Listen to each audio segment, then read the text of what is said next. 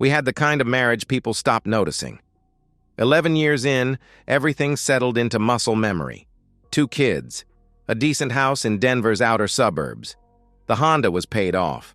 Our fridge always had oat milk and string cheese. Nothing dramatic, nothing magical either. But I thought that was the point. I thought peace was enough.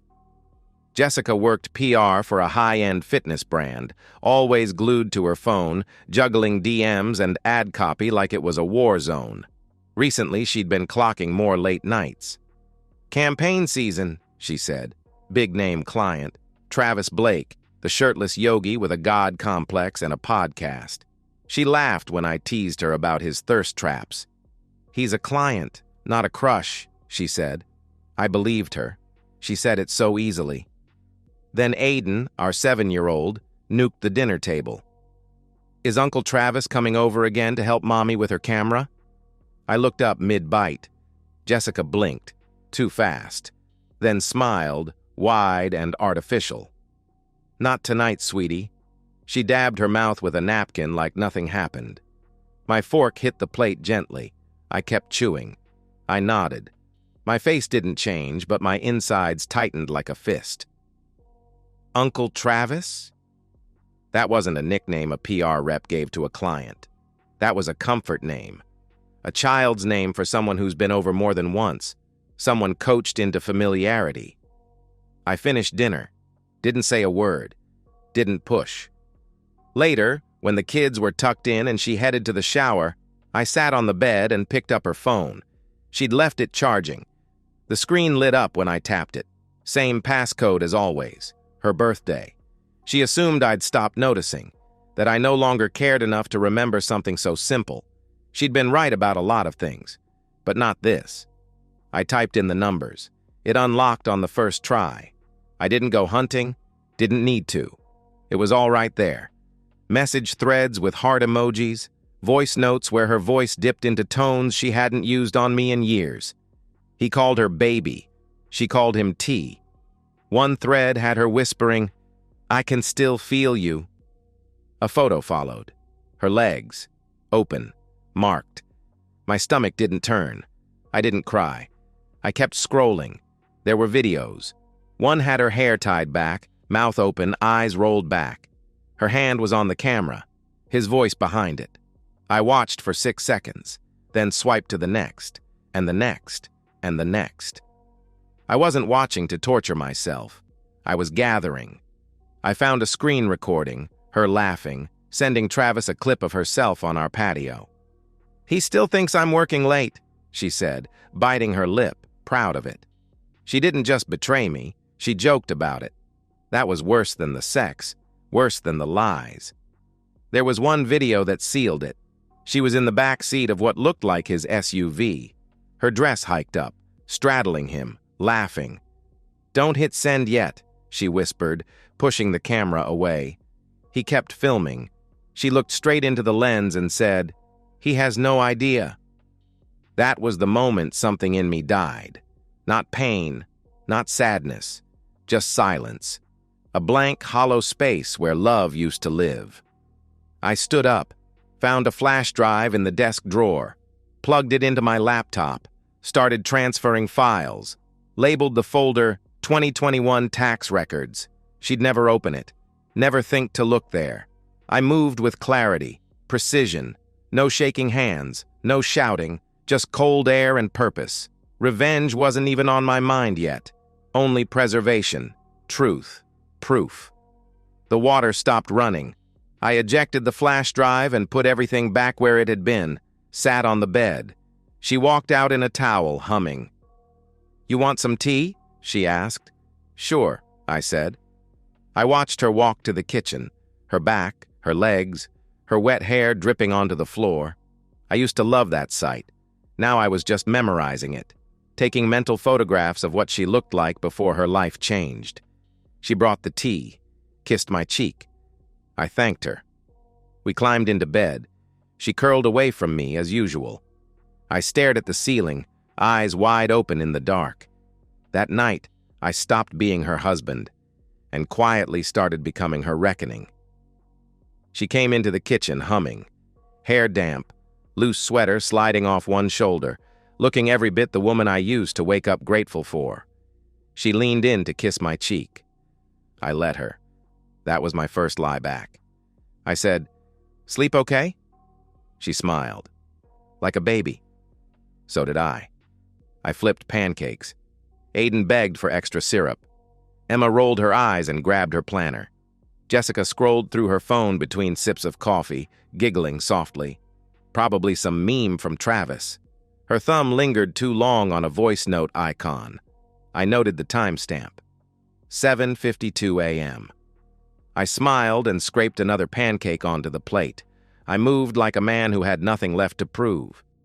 After school drop-off, I didn't go straight to work. I sat in the parking lot with her phone cloned to mine and started sorting.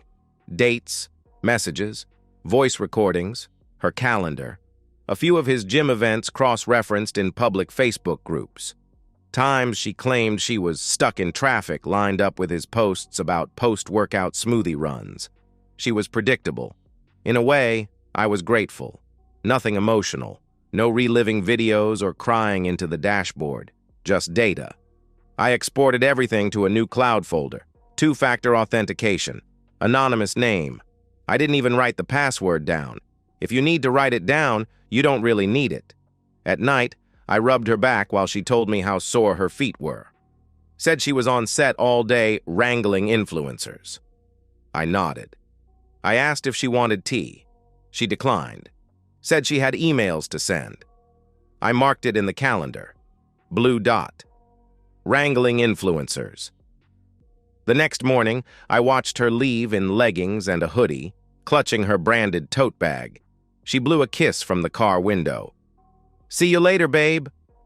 I waved, then opened my laptop. She wasn't deleting anything, not even screenshots. Maybe she thought I was too checked out to notice, or maybe she just didn't care. Her camera roll was a gold mine. Metadata, geotags, midday selfies in hotel bathrooms with captions like "manifesting boss energy," sent privately to Travis while I was on a conference call 3 blocks away. I bought a second calendar, not for meetings, but for lies.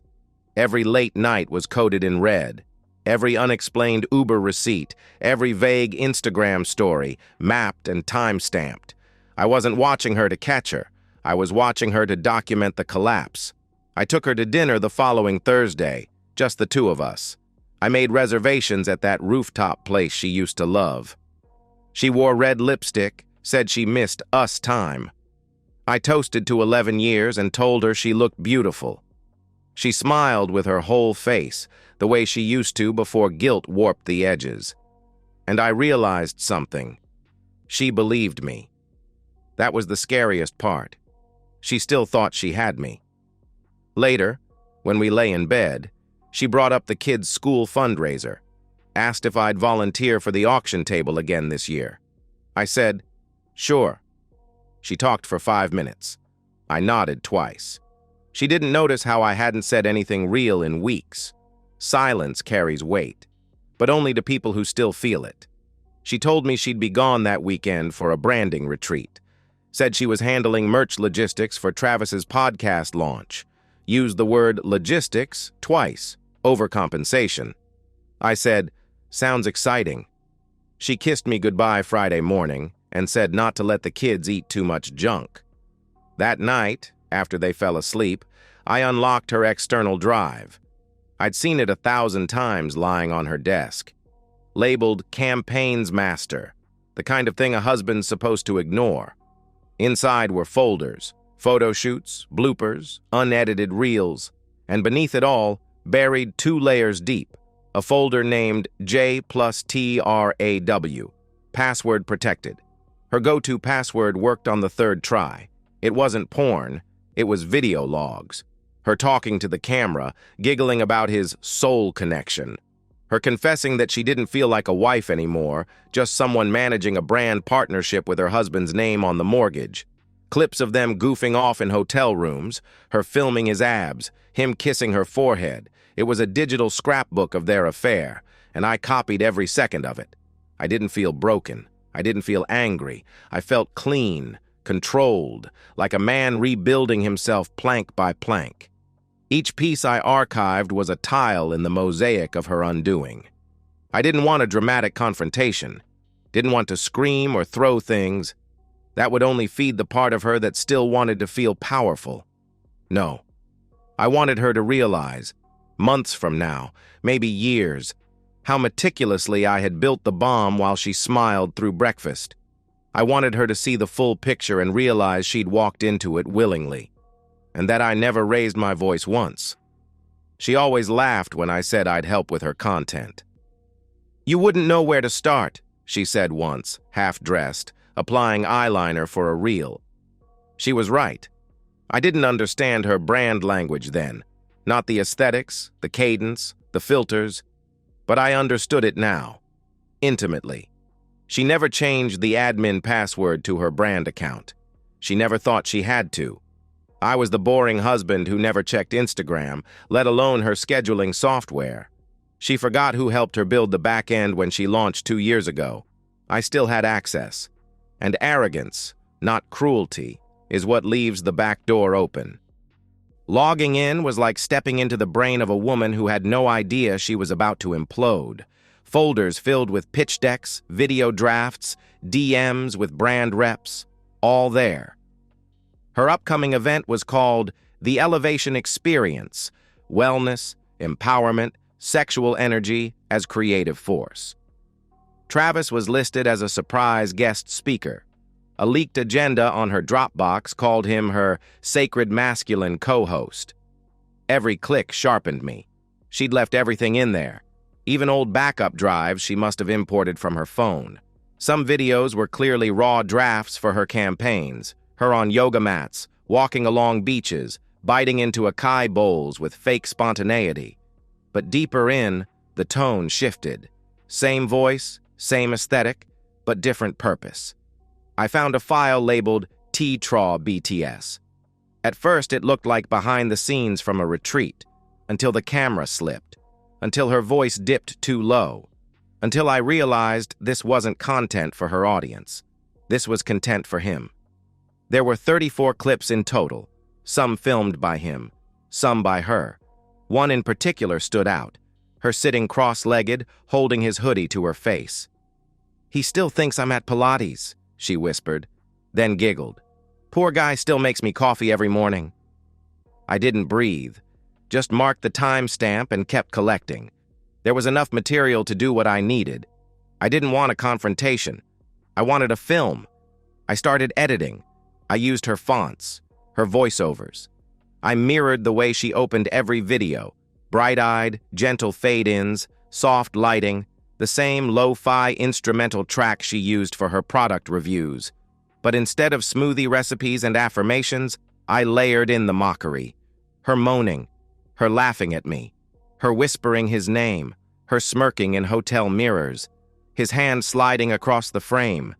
I spliced in her inspirational quotes, over footage of her gasping, over a frame where she mouthed, "He's so clueless." The effect was clean, sharp. If you muted it, it looked like a commercial. By the time I finished, the video ran exactly 4 minutes and 16 seconds. I exported it with her logo in the bottom right corner. Then I opened her social scheduler, Facebook event, Instagram live stream, YouTube premiere. I created a new campaign labeled Evening Wellness Q&A, Special Drop Tonight. I made the premiere thumbnail one of her official brand photos, her sitting in a robe, gazing at the sunrise like she was reflecting on something sacred. I scheduled everything to go live at 8 p.m. Saturday, the same minute she was scheduled to take the stage at her brand launch. She had no idea. I didn't stop there. I logged into her newsletter platform. Subject line, "Tonight, something powerful is coming." I hit send. It went to every contact on her list, sponsors, bloggers, collaborators, fans. It was her own curated universe of people who believed in her, who reposted her quotes, who trusted her smile. I was just giving them a closer look at it. The live stream didn't require me. Once set, it was self-running. She couldn't pause it, couldn't delete it. And when the algorithm kicked in, when her followers began tagging and commenting and screen recording, There'd be no undo button. All I had to do was walk away. No dramatic texts, no confrontation, no last-minute arguments. Just a file waiting in the cloud, counting down like a clock inside a wall no one hears ticking. That morning, she showed me her press kit. "Do I look too serious in this one?" she asked, holding up a flyer where her chin was tilted upward, eyes closed, palms open. I said, "You look powerful." She beamed. I kissed her cheek. Later, I watched her leave in a white jumpsuit and designer heels, hair curled, lips glossed. Her assistant texted that they were running ahead of schedule. Her makeup artist posted a reel of her backstage adjusting the mic, nodding at a producer. She thought this was her night. She thought she was ascending. And in a way, she was. Only not to the place she thought. She walked onto the stage like she was floating. White jumpsuit hugging her just right. Chin tilted, eyes scanning the crowd with curated humility. People clapped like she'd already won something. Jessica smiled like she believed it. Behind her, a massive LED screen shimmered with soft gradients and her brand's logo pulsing faintly in the corner. The Elevation Experience in sleek serif. Her name above it, slightly smaller. She took the mic with both hands, let the applause swell, then settled. "I just want to thank all of you for believing in what we're building together." They believed, because she made them. She built her image with surgical precision, wellness, empowerment, feminine intuition. She sold her betrayal as self-actualization. I sat near the back, by the espresso cart. One foot resting on the other, a lukewarm cup in my hand. No one looked twice. Just another +1 killing time. She hadn't even known IRSPD. I wasn't there to confront her. I was there to watch. She talked about sacred spaces, energy realignment, future partnerships. She used words like collective nourishment and emotional architecture. Her voice wrapped the room like a throw blanket. And then, at 8:03 p.m., the blanket caught fire. The screen behind her flickered, not glitched, shifted. Her logo vanished. A new video cue appeared. The audience stilled. A few confused murmurs. Someone coughed. She paused mid-sentence, one hand raised toward the screen behind her. A frame appeared. Her bedroom, her sheets, her body. No sound at first, just images. Her smiling, straddling him, their faces close, mouths moving, his hand on her thigh. Then her voice came in, giggling, breathless. "He still thinks I'm working overtime. Poor guy probably made me tea." And there it was. The room didn't explode. It imploded. That kind of silence has mass. It wrapped around the room, pressing in from the corners. One woman actually gasped. Another looked down. A blogger near the front held her phone up, recording the screen with a shaking hand. Jessica turned slowly. She looked like she didn't understand. Then she did. And her face drained. She opened her mouth like she might salvage it, might spin it. But the video rolled on. More clips. Her laughing in the mirror. Him calling her goddess. Her whispering, "Let's see how long till he notices." Her own logo still watermarked in the bottom corner. Her brand fonts, her transitions. Her betrayal, dressed in her own packaging. Someone in the third row stood up. A man in a tailored suit. He didn't speak, didn't gesture, just walked out. She watched him go, her mouth still open. That was her boss. Phones lit up like fireflies, notifications pinging, some attendees turning to leave, others recording. She blinked fast, trying to speak again, but the sound of her own voice kept playing over her. It was her voice that broke her, not the visuals, not even the gasps. It was hearing herself laugh about it all. "That's my favorite part," the version of her on screen was saying. "He thinks I'm out saving our future, and I'm just out here saving orgasms." A brand rep whispered something to another, then walked toward the exit. I didn't need to hear it. It was the kind of whisper that ended contracts. I kept sipping. Jessica stood frozen, blinking into the stage lights. Then she turned, heels wobbling slightly, and stumbled toward the curtains. Someone called her name. She didn't turn. Her coordinator reached for her elbow. She shook her off. The video continued playing as she disappeared backstage. On screen, her eyes were closed, lips parted, sheets tangled. Hashtags floated across the bottom. Sacred energy, healed woman, divine union. She had posted them before. Now they were coming home. Behind the curtains, she was crying. I could hear it from the hallway. I walked slowly, sipping the last of the bitter coffee. The walls were thin. Her sobs weren't dramatic. They were guttural, shocked, animalistic. The sound of someone falling off the map in real time. She was yelling at someone, maybe tech support, maybe her assistant. "Kill the stream! Kill it!" Then her fingers clicking furiously, nails against glass, buttons tapped too fast. But it was too late. The system didn't need her. The event was scheduled, automated, set to loop once. She had designed the very machine that refused to obey her. I stood just outside the dressing room, leaning against the wall.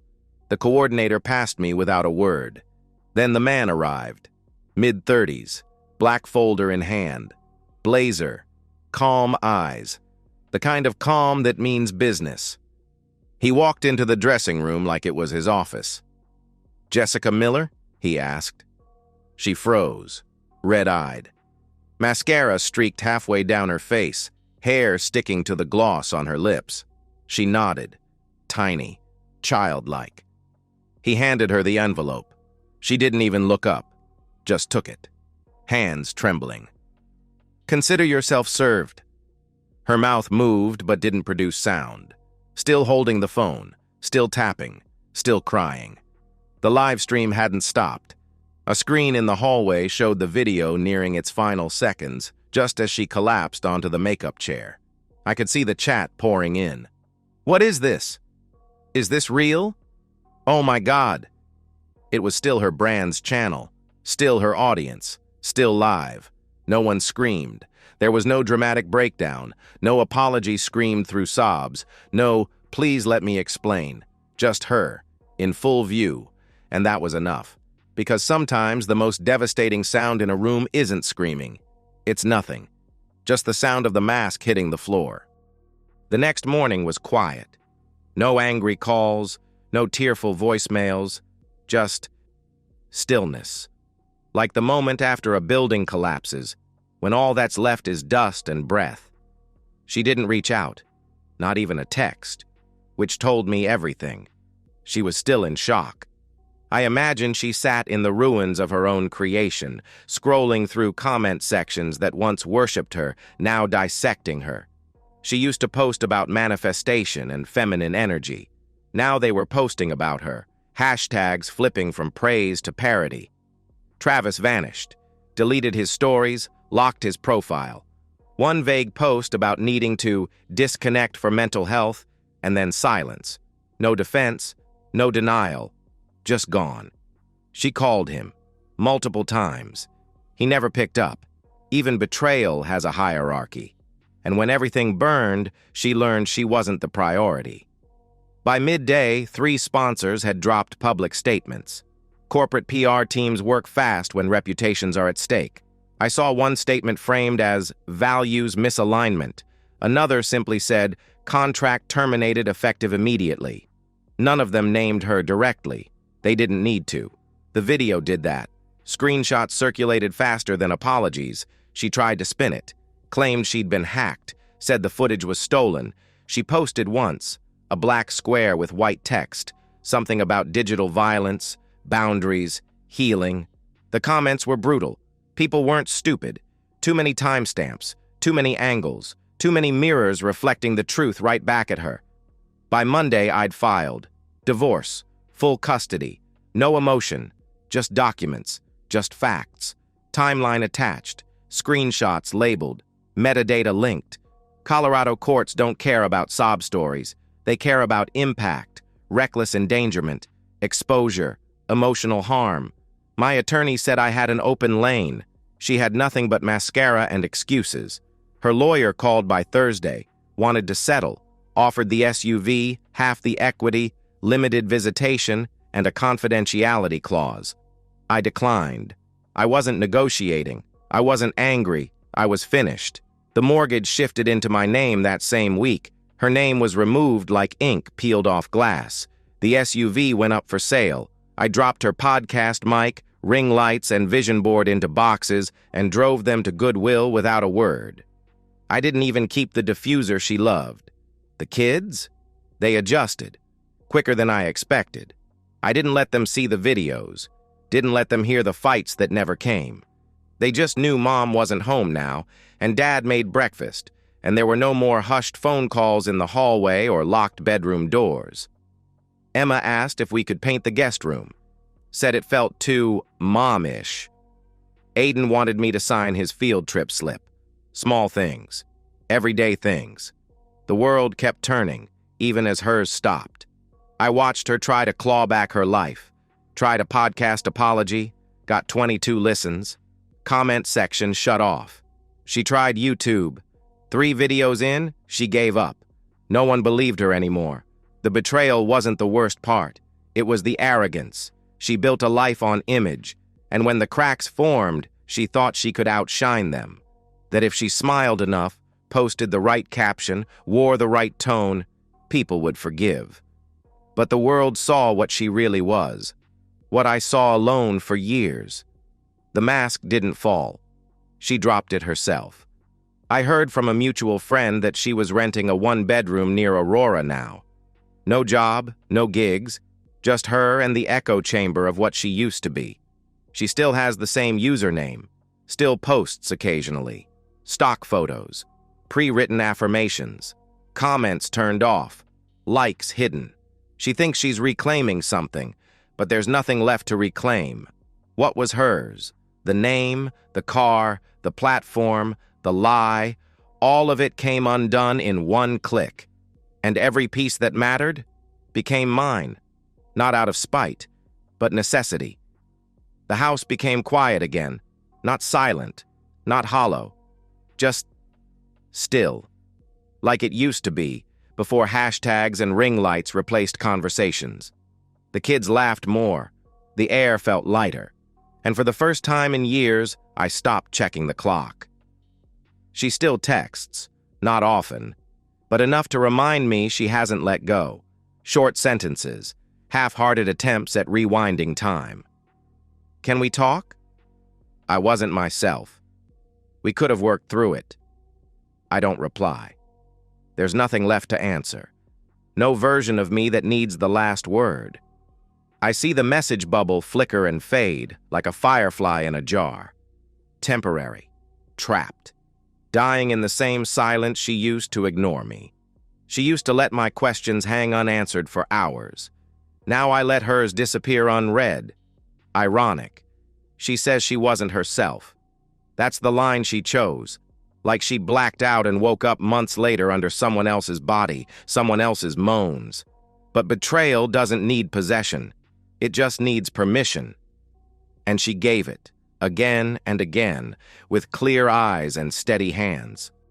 You don't whisper someone's name in your sheets by accident. You don't mock your husband on video and call it pressure. I've learned that apologies are rarely about the person they're sent to. They're sent for relief, for washing, for cleansing the conscience. She doesn't want forgiveness. She wants to be someone who was forgiven. She wants to believe the worst thing she ever did can be someone else's responsibility to resolve. But she doesn't get that from me. Not anymore.